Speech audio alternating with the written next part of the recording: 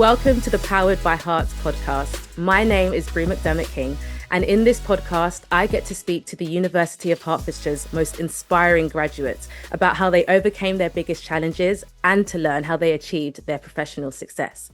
I'll also be helping you get ahead in your own careers with specialist advice from Herts experts. In today's episode, we're going to talk about leadership, specifically what good leadership looks like. And I'm extremely honored to be joined by Dr. Rachael Moses, who is a Herts graduate. So Rachael graduated back in 2001 with a physiotherapy degree. Rachael now works in a portfolio role as a consultant respiratory physiotherapist, national clinical advisor in respiratory for NHS England, and as the head of clinical leadership development for the NHS Leadership Academy.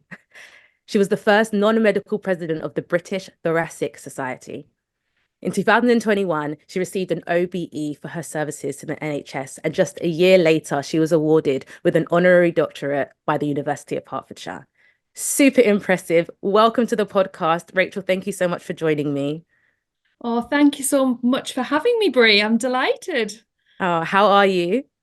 I'm really well, thanks. I'm really well. And do you know, you've just gave such an amazing introduction. And the first thing I just want to say is that, I'm really privileged to have done a lot, but I really am just a normal person. And I know people say that, but I just want to start the podcast. The people that are listening, I'm just like you on the other end of the screen, just really normal. Had a really normal upbringing, and I've just been afforded a lot of great opportunities, but most importantly, supported by great people. So thanks for having me. No, thank you so much for saying that, because I think it's really important. And I remember being a student and an early graduate and thinking, when you hear these alumni stories, you're like, how would I get there? Is it even possible? So being reminded that, no, they're normal people like you and I, it's helpful. So thank you for that. So just taking it right back to the beginning, what made you want to pursue a degree in physiotherapy? Oh, I always knew I wanted to help people. And my mum and dad were nurses Mhm. and they love nursing. Like everyone, bar one member of my immediate family growing up was in healthcare, were nurses, apart from my uncle who was a firefighter. And my mum and dad said you could be whatever you want to be in healthcare, but just not a nurse. And I was like, oh, okay. So yeah, I was exploring careers where I could really help people, and I was really into sport. And I know that's a massive cliche. You want to be that person that runs on the pitch with a magic sponge. But when I started to explore physiotherapy, there were so many different specialities and parts to rehabilitation and helping people, and that's kind of one of the real reasons I was drawn to the profession. Amazing. And how was your time at Hart studying that degree? Oh, Herts University it's just, and I'm not just saying this, it's just a really special place to study. When I went to university, which I think was 96 or 97, I went, it was really new. So it was a really new university. And there wasn't much to read about it because it was so new. But the services and the facilities they had were amazing, and the lecturers they had were just so inspirational. That's what really drew us to the university. And yeah, I just have only really, really positive, happy memories. I didn't have too many challenges at universities, but I did have a couple of big life events when I was there. And again, I can't fault the support from the lecturers, the support teams, my peers, my colleagues, my fellow students. And the networks that existed there were really important because they're also like a second little family. The diversity networks, and of course the sports teams or the arts teams or whatever you're into. So yeah, just really positive, happy memories. I would really encourage people if they want an inclusive university to go to. I love that. And I would absolutely agree. I definitely felt the same. And I'm kind of glad you said that because I feel like it's a good segue into the next question, which is, you have this great time at university, which arguably you could say is somewhat of a bubble, but then you graduate and you're out in the big, scary world. So for you, what was that like? What was your first role? Like, how did your career start after graduating and leaving that almost safety net of university? I think, when I think back about my post-graduation years, um, I think we really take it for granted sometimes in healthcare. When you're doing a healthcare degree, you leave university with a vocational qualification. So you are skilled at X, and then you can apply for a job in X. And in healthcare, you're pretty much guaranteed a job as a newly graduate. And therefore, I think getting that the first career stepping stone is relatively easy, I would say. And partaking in your kind of foundation years post training, especially if in the NHS, is something that, you know, is open to you across the country. So you don't necessarily have to stay even in the same region that you studied. So yeah, for me, and I have to say I'm very aware that I have a very privileged life in the fact that, I have been afforded opportunities to me across my career that have helped my progression. But that stepping stone from being what we call a junior clinician or a junior physiotherapist to stepping up into more senior positions and being given those promotions in quite a kind of steady state step fashion. And that led on to more leadership roles than, down the line. But also, I think as I gained more confidence in some of my senior roles, it was applying for positions or opportunities that, my younger self wouldn't have done. So part of it was around just taking opportunities, applying for posts. Part of it was being given opportunities to sit on guideline groups or committees. And part of it was taking that little bit of a leap of faith in pushing the boundaries into areas maybe we hadn't been before with regards to either females or non-medics. We work in a very medical dominated profession. So yeah, I think that it's a bit of a mixture to where I am now from where I was. Awesome. And so I guess you kind of spoke on it already, but what does a career progression look like for a physiotherapist? What are those tiers and steps that one would take? Yeah, so it's very similar if you're a nurse, what we call an allied health professions. That may be a physiotherapist, an occupational therapist, a radiographer, a nurse, a midwife. You kind of have this banding system in hospitals. So you start off now with what we call a band 5, which is a newly graduate. And then you go up the bands to a 6, a 7, and then the leadership roles are banded as what we call the 8As. And to get into each of those promotional jobs, there is a certain element of skills and competencies that you have to have, but then also as you become more senior, leadership and management qualities. And they can often actually be the things that can hold people back. Just because people might not have the opportunity to either, it's not just about going on courses, but having that leadership and management experience. And then, of course, sometimes people are just glass ceilinged because some of the systemic barriers that are in place for people in healthcare, and I'm sure other professions. But yeah, so if you work hard and have the opportunities, so it's 2 tier, then progressing through those career paths can be step by step, like I said. Nice. And so speaking of the healthcare and the NHS and even leadership, you've had 2 decades in the NHS now. What has that experience taught you about leadership? And yeah, how did that become a skill set and almost a area of expertise for you, particularly in the NHS?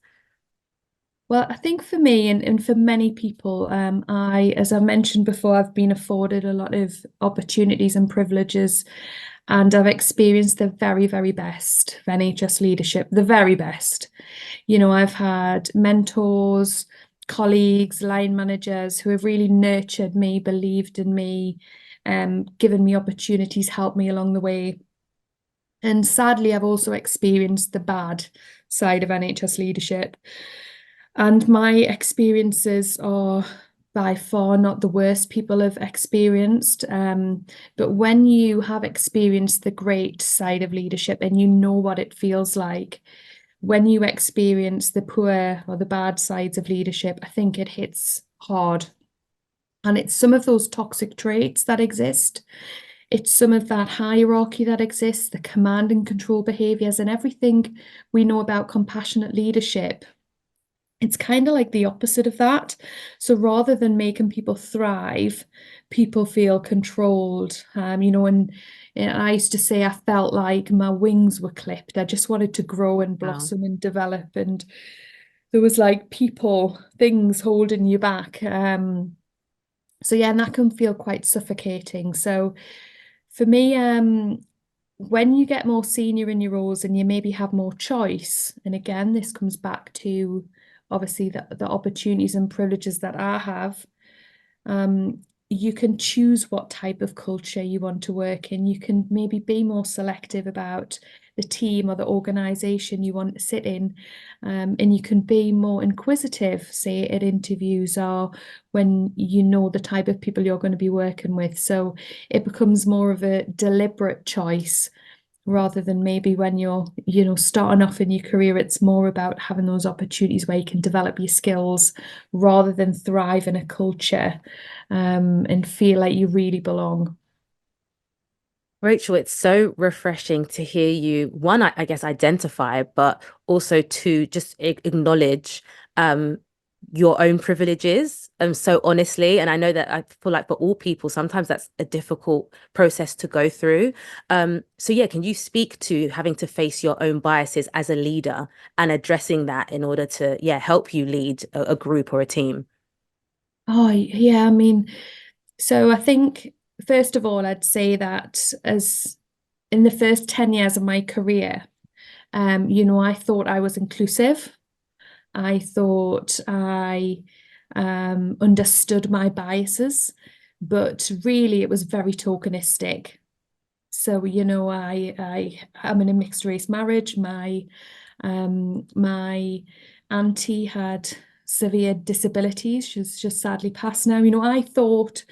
I I thought I knew about about discrimination, but it was really just through my lens. I'd never really taken the time to really understand what it meant to face systemic discrimination, racism, transphobia, ableism. And for me, inclusive leadership is a choice because I'm white, I'm British born, and the system will afford me just because of who I am, when the system will disadvantage people just because of who they are.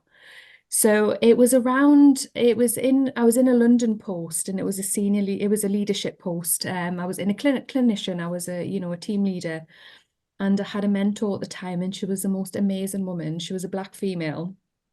And that's important because when I experienced that crossroads in my career where it was a situation during an interview, and I was interviewing someone and I give someone the job and they looked exactly like me. They sounded like me, they weren't a Geordie, but they I was looking for the next me in that post. And then the second candidate wasn't white and they weren't British born, but they had, goodness, I think it was like nearly 8 years more experience than the candidate I'd give. So they were almost like too qualified for the job, but I still didn't give them the job. And when I was discussing it with my mentor, the lady I've just told you about, she told me exactly why I was feeling uncomfortable about the decision. And she pointed out the biases, the inherent biases that I had. And I strongly believe if my mentor had been say, a white female at the time, they would never have pointed out those biases to me. So I had to, I did cry those white tears. I did do that. I do admit that. And she said, this is your opportunity now to go on a journey. And I'm not going to tell you what that journey looks like because it's your journey, but you need to educate yourself. And that's what I did. And I went away and I read the books and I listened to the podcasts and I read the blogs, and then I came back to her and said, okay, this is what I need to do next. And that was 10 years ago. Wow. And that journey is a lifelong learning lesson. You never stop. And inclusion begins with and it's intentional. And that now is why I'm so passionate about inclusive leadership in particular, because we have to continue this cycle of learning, don't we? And often, you know, when I'm talking like this or having conversations like this, I know other people just like me will listen maybe more because it's me that's saying it. And you know, I can't educate myself. We need to do this collectively, but it shouldn't be on the burden of those that are already oppressed to educate others like me. So that's why I kind of moved into leadership roles, like non-clinical leadership roles, but still having that opportunity to have conversations and educate and be part of a really dynamic, diverse team that bring lots of different elements together. So we're all having those conversations with very different lenses, and we can all bring something together, because this is how we're going to break this systemic discrimination and the barriers that people face. And I do believe that slowly the change is happening. Does that answer your question? Absolutely, more than. No, I'm so grateful for that example, because I've worked previously in EDI within the music industry, and everything you said is so valuable, mainly because it's so transferable. It's not, I'm sure that there are specific nuances for healthcare, but actually the principles that you mentioned can be applied to management and leadership across the board in any corporate space. And so it's reassuring that we're having this conversation and that people are going to be able to hear and hopefully apply this in whatever sector, industry, they work in, because it's really important. And I'm really grateful for your example, because I think especially 2020, with everything that was going on, lots of conversations took place, so many. Everyone had like fatigue at the end of it, but it did feel like there was a lot of chat and less action. And so to hear you have the conversation with your mentor but actually follow it up with action and make it practical, I think that is really what moves the needle.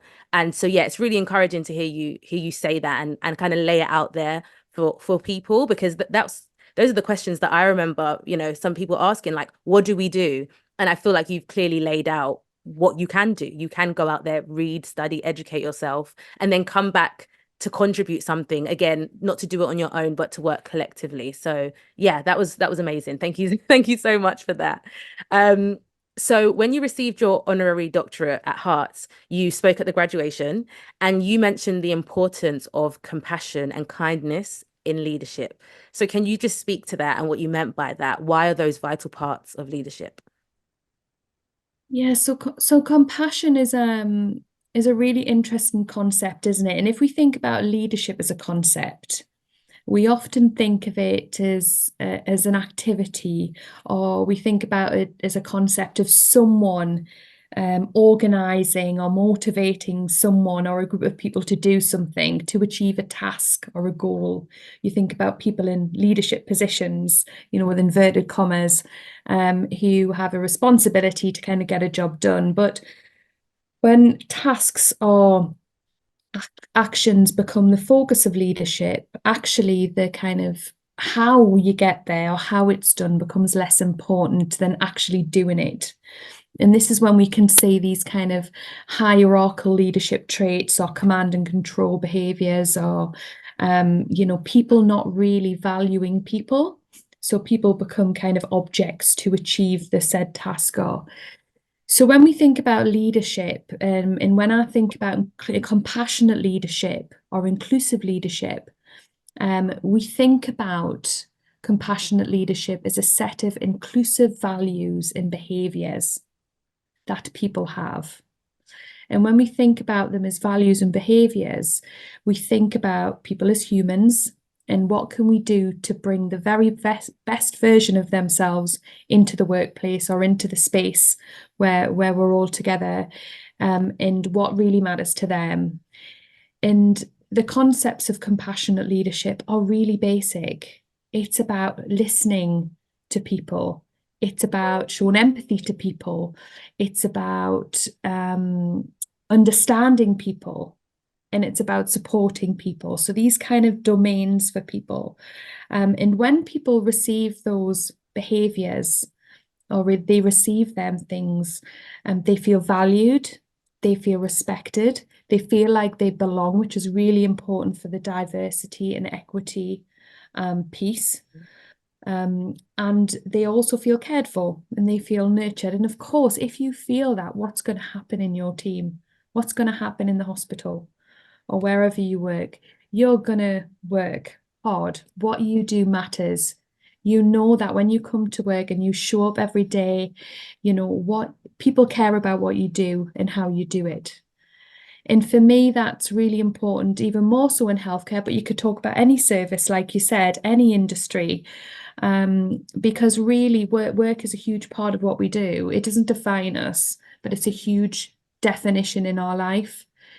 So I think that's when I think of compassionate leadership, I think about individuals getting the very best or what they need from me if I'm a leader, a manager, but also from the team and the organization that they work in. And that means very different things for different people. And when we think about inclusion or we think about positive action, and this is the action piece that comes on the inclusive leadership journey, it's understanding that people will have had different opportunities in their life. Some people would have had more, some people would have had less. So in someone with a position of responsibility, it's about finding the people I know would have been disadvantaged by the system, by society, in offering them opportunities that otherwise they would not have had. That's a deliberate action and intention. And so that can be uncomfortable sometimes for other privileged people who don't understand and think that's given people more opportunities, but actually a level in the playing field for people. And that's a huge part of compassionate leadership, understanding the differences that people will have in life. And when people get to the same stage in life, often, and we see this in healthcare so many times, it can take a Black colleague, a trans colleague, a disabled colleague 10 years more to get to the same space. Not because they're not capable, just because they've had more barriers or they've had less opportunities afforded to them. It's as simple as that.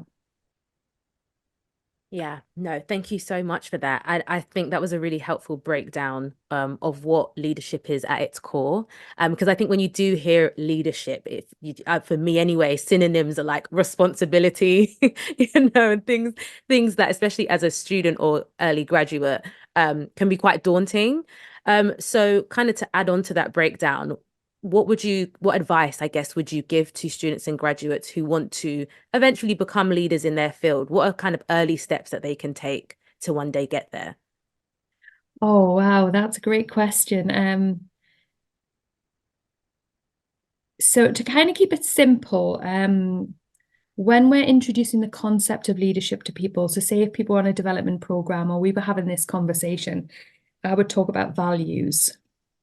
So do you know what your values are?